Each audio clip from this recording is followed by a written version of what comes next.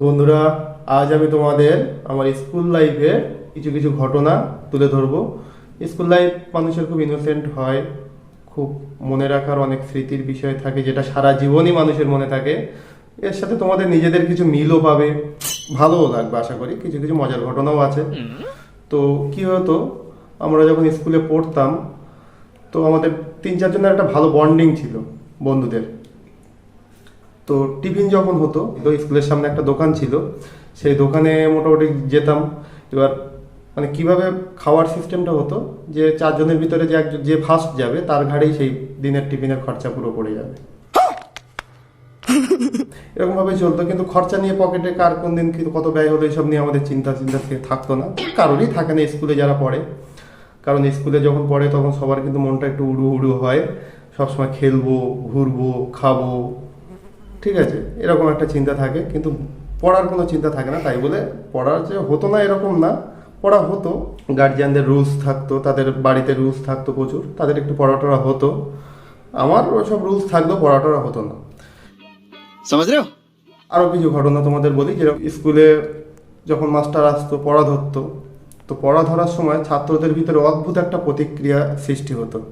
কি হতো, ছাত্ররা সব ভয়ে সিটিয়ে থাকতো, মানে গুটিয়ে থাকতো, এরকম ভাবে গুটিয়ে থাকতো ভয়ে, যেন ঠান্ডা পড়েছে প্রচুর, ওয়েদার -ডিগ্রিতে চলছে, একে অপরের পিছনে এইভাবে ঢুকে গেল, এইভাবে ঢুকে গেল, ঠিক আছে। মানে একটা প্রচন্ড একটা ভয় কাজ করতো যে কি বলবো, কি ভরবে, এরকম একটা ভয় কাজ করতো। তোমাদেরও আশা করি এরকম হয় এখনো অনেকের স্কুলে, সবারই হয় প্রায় কম বেশি করে।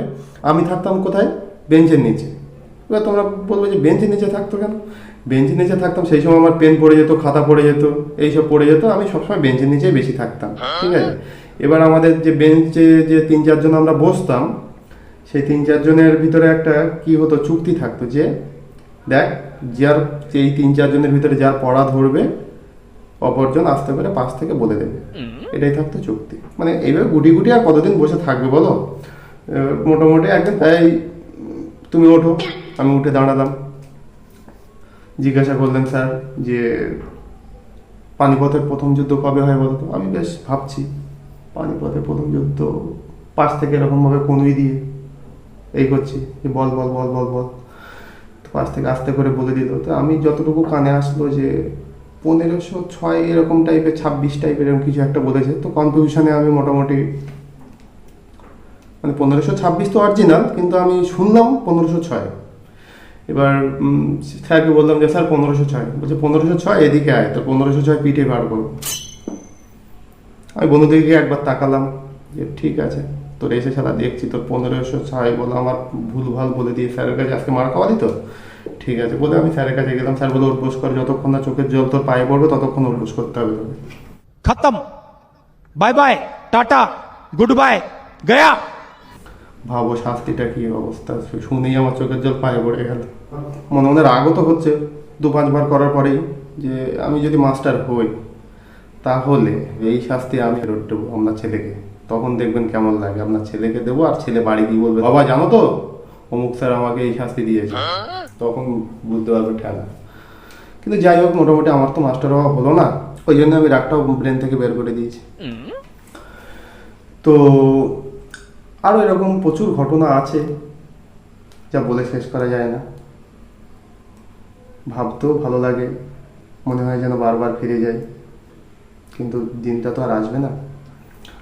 একবার আমাদের ভিতর কি হতো যে স্কুলে যখন বন্ধুদের সাথে ঝামেলা হতো, আমরা কি করে মেটাতাম, যে তার সাইকেলের চাকার হাওয়াটা খুলে দিলাম, দিয়ে দূর থেকে দাঁড়িয়ে দাঁড়িয়ে দেখতাম, যা সাদা এবার বাড়ি যা, এরকম ছিল।